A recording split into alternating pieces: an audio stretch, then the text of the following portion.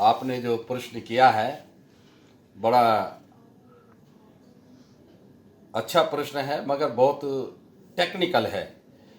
देखिए, इसमें कोई शक नहीं है कि हमारी ये मांग रही कि सारी अयोध्या का आर्कियोलॉजिकल ऑफ इंडिया यानी कि ASI पुरातत्व विभाग इसका उत्खनन करे और ये निर्णय निकाले कि बौद्ध स्थल है कि नहीं।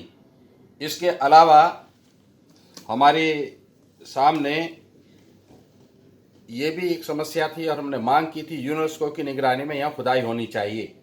मगर आप जो कह रहे हैं कि अब सुप्रीम कोर्ट का निर्णय आने के बाद तो ये बात बेमानी हो जाती है।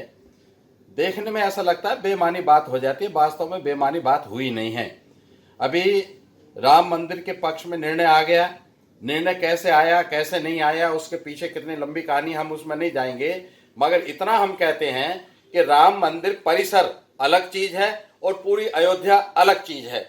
हमारी मान्यता यह है कि पूरी अयोध्या में बौद्ध विरासत नीचे जमीन में दबी पड़ी है। अब मैं आपको जब बताऊंगा तो बहुत लंबा बाइट बन जाएगा। आप वहां पर जब देखेंगे वहां तो कब्र भी सम्राट अशोक के स्तंभ पर बनी हुई है। अभी जो नदी है तिलोद की गंगा जिसको कहते हैं, वो अपना उसका पूरा इतिहास है। उसमें जो भगवान बुद्ध के समय में जो अंजन वन था, अंध वन था, और वहां पर जो खेमा जिस विहार में रह रही थी उसके बारे में जो जानकारियां हमारे पास हैं वो एक पूरे अयोध्या में फैली हुई हैं। यहाँ अयोध्या की एक राजकुमारी का विवाह कोरिया के राजकुमार से हुआ था, उसकी विरासत अलग है। अभी कोरिया के लोगों ने वहां पर एक बुद्ध विहार भी बनाया है और उसमें 7 पत्थर नीचे ऊपर रख के उन्होंने उसकी स्मारक भी बनाया है। तो ये तो राम जन्मभूमि परिसर अलग है और अयोध्या पूरी अलग है। अयोध्या में तो बहुत कुछ है। अब पूरी अयोध्या में जहां भी टीले हैं, जहां टीले नहीं भी हैं, कहीं से भी आप खोदेंगे और ये भी अभी जो कुछ मिला है राम मंदिर परिसर में नहीं मिला है। वो तो समतलीकरण सड़क के लिए चल रहा था, सड़क पर मिला है। संकिसा में भी सड़क का समतलीकरण चल रहा था, उसमें मिला है। राम मंदिर परिसर अलग है, अयोध्या तो बहुत बड़ा परिसर है, पूरा का पूरा नगर है, वो बात अलग है। तो हम इस बात को मानते हैं कि अभी भी हमारी मांग जायज है, क्योंकि भारतवर्ष की सरकार पर, उत्तर प्रदेश की सरकार पर हमारा भरोसा नहीं है। इसलिए यूनेस्को की निगरानी में, वर्ल्ड हेरिटेज जो ऑर्गेनाइजेशन है उसकी निगरानी में यहाँ का उत्खनन कार्य होना चाहिए और पुरातात्विक साक्ष्यों के आधार पर यह निर्धारित करना चाहिए कि ये बौद्ध विरासत है। बौद्ध विरासत है तो वहां म्यूजियम बनाकर उनको संरक्षण प्रदान किया जाना चाहिए। इसमें तो किसी को कोई आपत्ति हो नहीं सकती। और यहाँ का जो कुछ भी पहले खुदाई में मिला है वो इलाहाबाद के किले में कैद है। वहां कर्फ्यू जैसा माहौल है, वहां कोई जा नहीं सकता, वहां उसको देख नहीं सकता। यह हालांकि हम तो इसे षड्यंत्र मानते हैं कि इस तरीके के कर्फ्यू लगा के सरकार जो चाहे उसमें कर सकती है, बदल सकती है, उसको उसके साथ में तोड़फोड़ कर सकती है या वो कुछ नई बाहर से चीजें लाके रख सकती है, वो बातें अलग हैं। मगर वो जो इलाहाबाद के किले में जो यहाँ के आर्टिफैक्ट जो खुदाई में मिलते हैं उनको हम आर्टिफैक्ट कहते हैं। जितने भी आर्टिफैक्ट हैं वो इलाहाबाद के किले से लाकर वो भी अयोध्या के म्यूजियम में रखे जाने चाहिए। इस बात की मांग तो हम कर सकते हैं, यूनेस्को से भी कर सकते हैं, ASI से, आर्कियोलॉजिकल सर्वे ऑफ इंडिया से कर सकते हैं, भारत सरकार से, उत्तर प्रदेश सरकार से भी कर सकते हैं। तो हमारा जो आंदोलन है वो जायज है और उसका पूरा आधार हमारे पास है और उसको हम करेंगे। सुप्रीम कोर्ट का जो निर्णय आया है वर्तमान सरकार के समय में आया है। इससे पहले भी जब 1992 में मस्जिद गिराई गई थी और उसके थोड़े समय के बाद वहाँ कुछ निर्माण कार्य किया गया था, तो उस समय भी एक चबूतरा आ गया था बीच में। तो सरकार ने कहा कि नहीं इसको मत छेड़ना, क्योंकि उनको मालूम था इसको छेड़ेंगे तो कुछ का कुछ हो जाएगा, उसको ऐसे दबा दिया गया। मगर अब जो यकायक ये जो बौद्ध संपदा जमीन ने उगली है, जमीन ने प्रस्तुत की है कि ये देखो, इस अयोध्या की भूमि खुद कह रही है, पुकार कर कह रही है कि मैं तो बुद्ध भूमि हूं। तो इस स्थिति के लिए वो तैयार ना थे। वहाँ के शासक, वहाँ का एडमिनिस्ट्रेशन, वहाँ की सरकार इस स्थिति के लिए मानसिक रूप से बिल्कुल तैयार नहीं थे, उनकी कोई तैयारी नहीं थी। और ये बौद्ध विरासत और बहुत सारी बौद्ध विरासत जब वहां से निकल गई तो वो हकबक आ गए, वो असमंजस में पड़ गए, ये क्या हुआ। तो इस असमंजस में फिलहाल सरकार ने खुदाई का काम वहीं रोक दिया है, क्योंकि उनको पता है जितना खोदेंगे उतना ही ये निकलता चला जाएगा, वो अच्छी तरह जानते हैं। तो फिलहाल उन्होंने कुछ और ना निकल जाए इसलिए इस खुदाई को रोक दिया है। बाकी हमारा डर अभी भी बरकरार है कि इस तरीके के लोगों के हाथों में वहां का प्रशासन है जो अकल से काम नहीं लेते हैं। जो बौद्ध विरासत मिली है ये उस पर भी बुलडोजर ना चला दें, इसलिए हमारा सरकार से मांग है कि एक प्रॉपर अथॉराइज्ड एजेंसी के माध्यम से, खासतौर से एएसआई के माध्यम से, आर्कियोलॉजिकल सर्वे ऑफ इंडिया के माध्यम से इस खुदाई को अपनी देखरेख में कराएं। और वो जो खुदाई दल हो उसमें सब तरह के लोग होने चाहिए, उसमें 3-4 प्रदेश के लोग होने चाहिए, अलग अलग संप्रदाय के लोग होने चाहिए। एक जाति विशेष के लोग होंगे तो गड़बड़ी होने की पूरा अंदेशा रहेगा। संगठन में ही शक्ति होती है। आज जो शासक जातियां जो वहां पर प्रभावी हैं राज्य में, जिनका हुकूमत है, ऐसा नहीं है कि उनके पास बहुत ज़्यादा शक्ति है। वो सरकारी शक्ति उनके पास जरूर है, मगर हम लोग बटे हुए हैं, हम लोग बिखरे हुए हैं, हम लोग आपस में झगड़ रहे हैं। हम लोगों ने, मैंने आपकी टांग पकड़ी हुई है, आपने मेरी टांग पकड़ी हुई है, हम दोनों ही आगे नहीं जा पा रहे। इस कारण से ये मामला यहाँ तक पहुँचा है।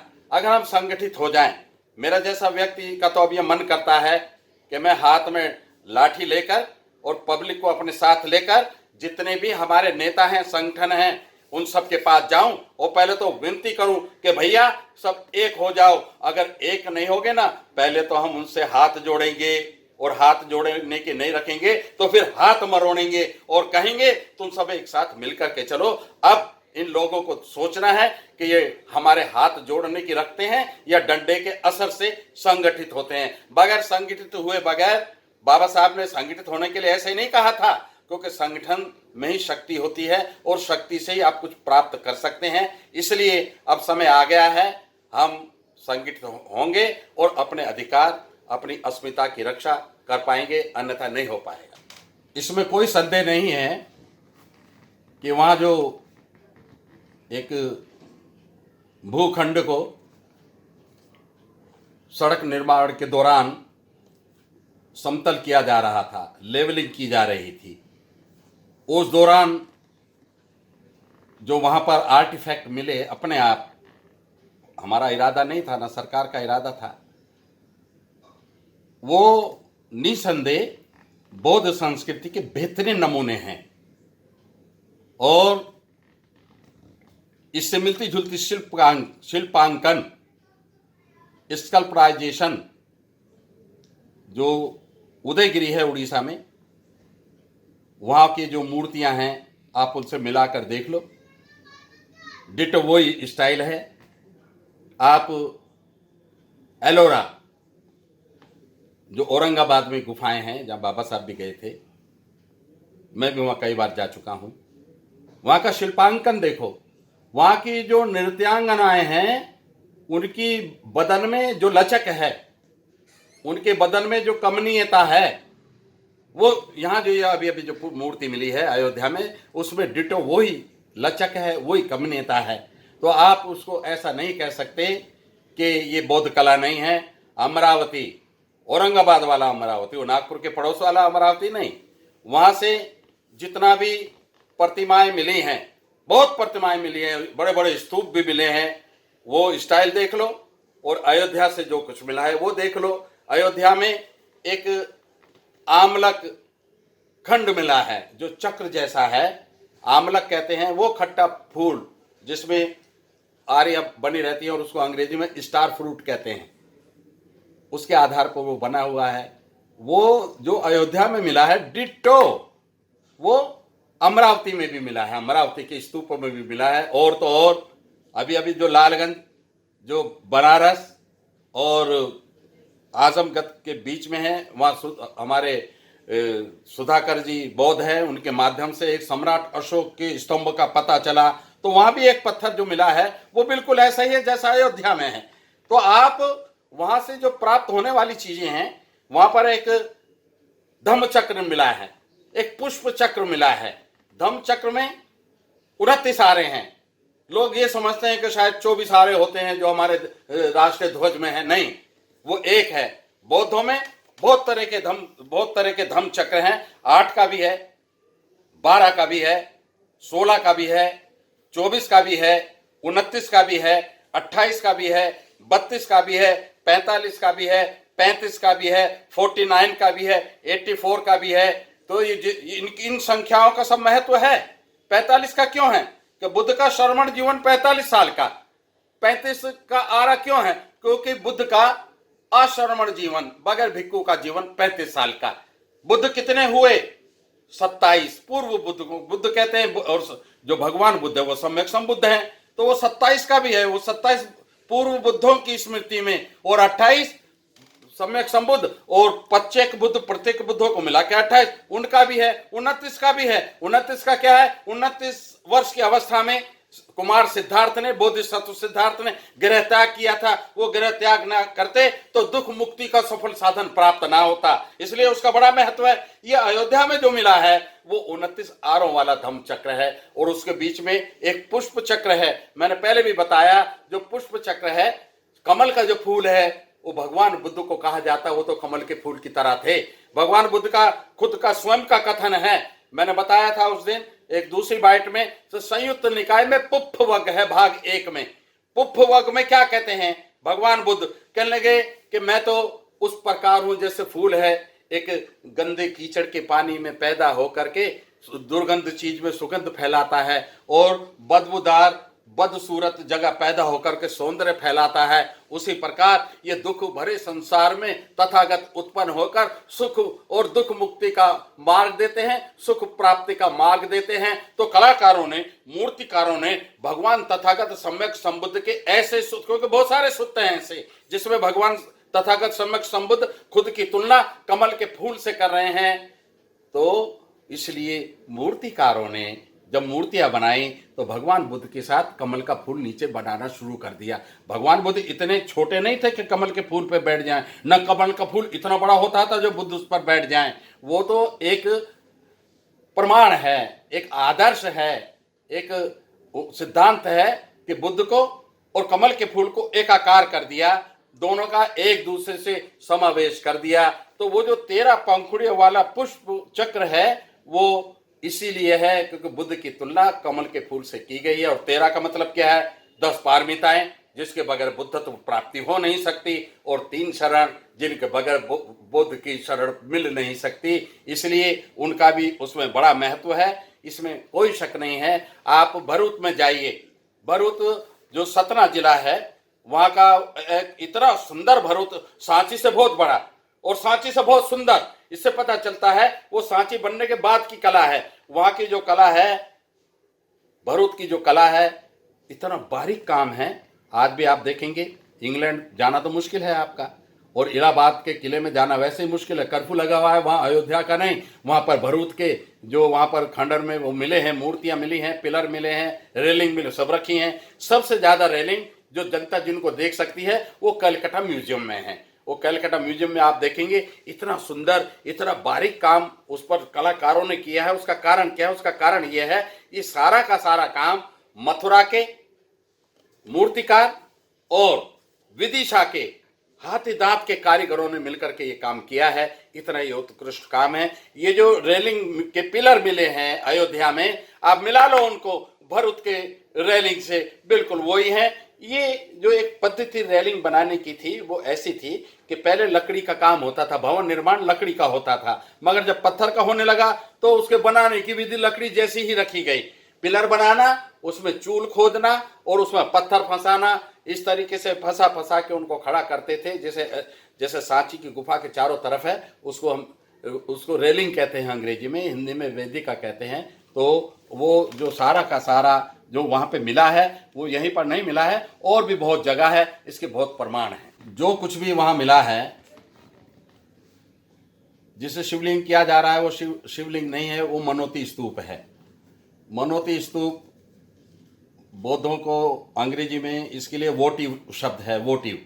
मनोती का मतलब ये नहीं है कि आपने किसी से मन्नत मांगी, ऐसा नहीं है।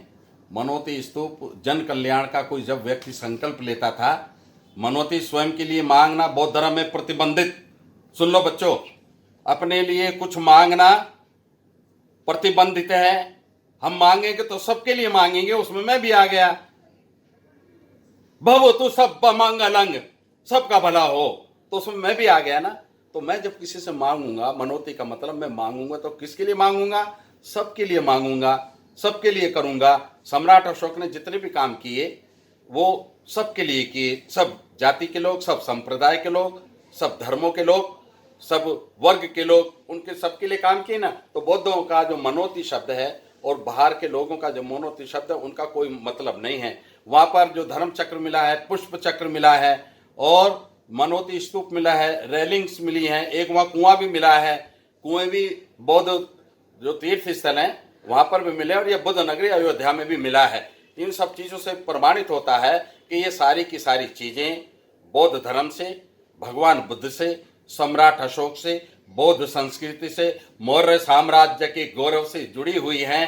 राम जी का कुछ मिल जाए, हम तो कामना करते हैं कि उनका कोई पालना मिल जाए, उनका कोई खटोला मिल जाए, उनका कोई चलने वाला रेड़ू मिल जाए, मगर अभी तक ऐसा कुछ मिला नहीं है। और नहीं मिला तो उसका कारण यह है कि उस धरती से राम, मर्यादा पुरुषोत्तम राम का कोई दूर दूर का भी वास्ता नहीं है।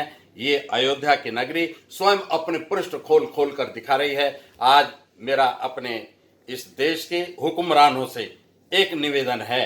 आप देख रहे हैं ना, ये जो संघ परिवार है, इसी में से उद्धव ठाकरे निकले और आज उद्धव ठाकरे महाराष्ट्र में जन कल्याण के ऐसे कार्य करके दिखा रहे हैं कि वो जन जन के शिरोधार्य हो गए, जन जन के प्रिय हो गए। तो मैं कहना चाहूंगा उत्तर प्रदेश की सरकार से, भारत की सरकार से, आपको ये जो इतना बड़ा बहुमत मिला है, इसको विध्वंस के काम में नहीं बल्कि सदियों तक लोग सम्राट अशोक की तरह तुमको याद करते रहें, तुमको पूछते रहें, तुमको सिर पर रखते रहें। ऐसे कुछ कल्याणकारी काम कर जाओ और वो कल्याण का काम अगर आप करोगे तो बुद्ध के अलावा कर नहीं पाओगे। इसलिए आप बौद्ध देशों में तो कहते हो जाके कि मैं बुद्ध की भूमि से आया हूं, हम दुनिया ने युद्ध दिया और भारत ने बुद्ध दिया। ये बात कहने में तो बड़ी अच्छी लगती है, सुनने में उससे ज्यादा अच्छी लगती है, मगर जब करके दिखाओगे तब आपको पता चलेगा कि सारी दुनिया आपको किस तरीके से सर पर रखती है।